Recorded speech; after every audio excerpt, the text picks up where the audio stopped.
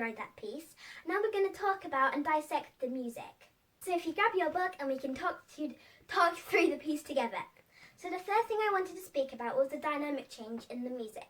I talk about dynamics a lot, but they're very important when it comes to music, as they bring the impression and also feeling to the piece. If you don't know what dynamics are, they're the little letters beneath your notes which tell you how loud or quiet you should play the notes, or the notes to come up. So the first one that pops up is MF in bar 2, and that tells us how loud we should play it. So if I grab my violin, I'll play you what MF should sound like.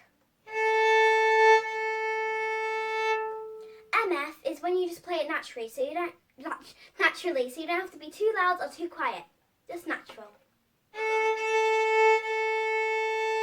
The second one that pops up in the music is a little bit later on, but it's in bar 11, which is MP. MP is slightly quieter than MF. Let me give you a little example of what MP should sound like.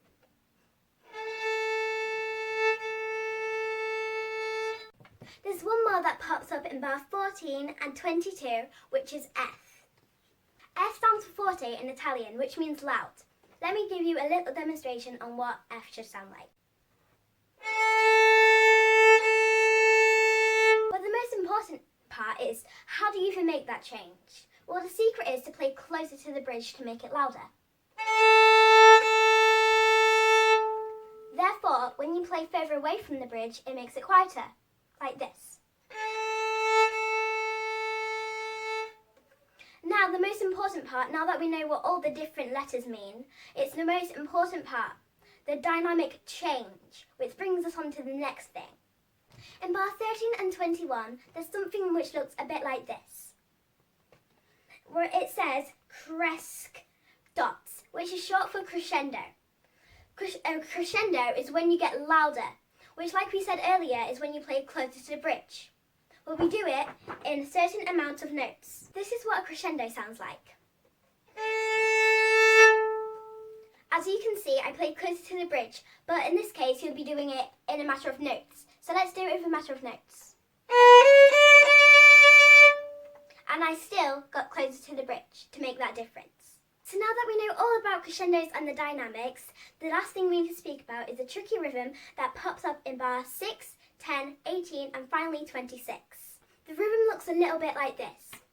Can you spot it in your piece? All it is a slurred dotted minim plus a quaver. The rhythm sounds a bit like this. But with the extra note on the end, it sounds like this.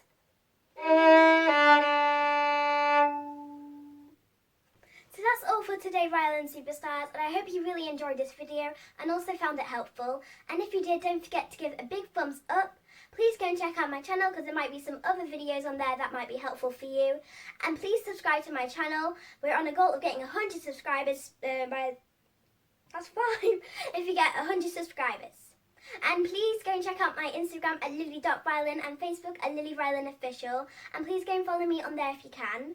But make sure you stay safe and I'll see you next time. Bye!